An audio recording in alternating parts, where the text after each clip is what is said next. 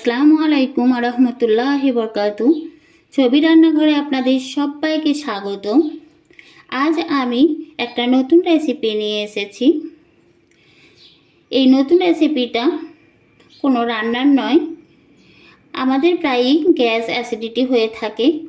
বাড়িতে যদি না আনা থাকে বন্ধুরা, তাহলে কিভাবে ঘরোয়া পদ্ধতিতে ইনো বানিয়ে সেটা খেয়ে শরীরকে সুস্থ করা যায় সেটাই আপনাদের সঙ্গে শেয়ার করব।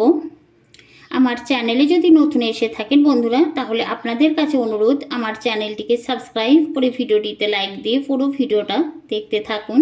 পুরনো বন্ধুদের অনেক অনেক ধন্যবাদ আমার সাথে থাকার জন্য। আমি এখানে ইনো বানাবার জন্য নিয়েছি সাইট্রিক অ্যাসিড। আমি এটা গুঁড়ো করে নিয়েছি। অনেকে এটা টক চিনি বলে চিনে।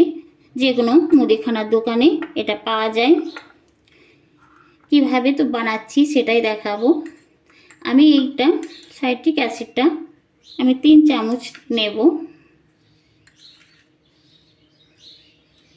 আমি এটা 3 চামচ নিয়েছি। আর নিয়েছি খাবার সোডা। খাবার সোডাটা আমি ওই চামচে মেপে 4 চামচ দেব। 4 চামচ দিয়েছি। আমরা যে খাবার লবণ ব্যবহার করি নর্মাল, সেই লবণ দেব 1 চামচ।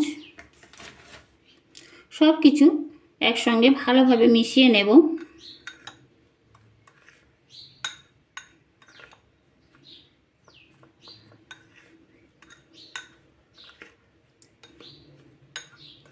এটা ভালোভাবে মিশানো হয়ে গেছে।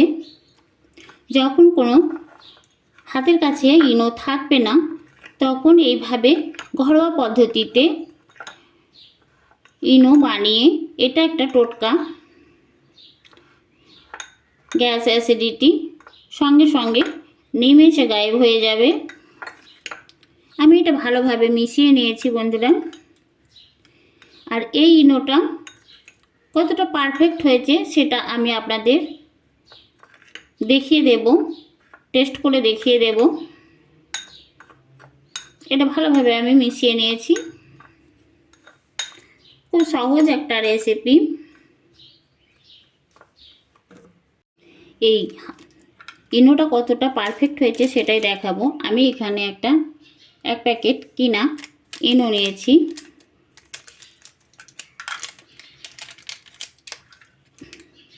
আর এই ইনোটা আমি নিয়েছি 2 গ্লাস জল নিয়েছি। এই একটা গ্লাস জলের মধ্যে আমি এই ইনোটা দিয়ে দেব।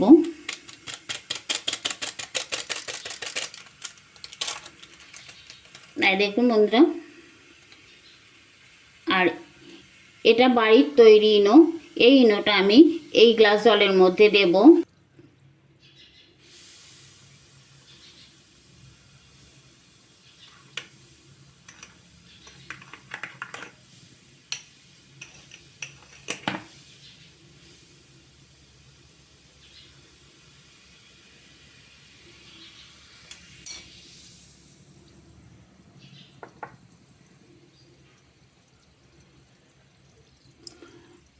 কত সুন্দর ফেনা ফেনা হচ্ছে, দেখি বুঝতে পাচ্ছেন। এটা কালার কিনা ইনো, আর এটা বাড়ির তৈরি ইনো, তাই সাদা।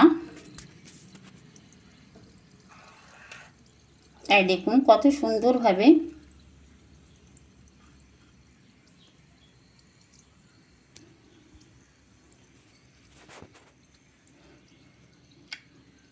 আমার এই রেসিপিটা কেমন লেগেছে অবশ্যই কমেন্ট করে জানাবেন।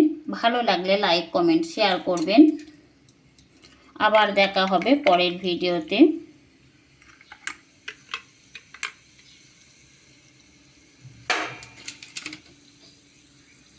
আল্লাহ হাফেজ।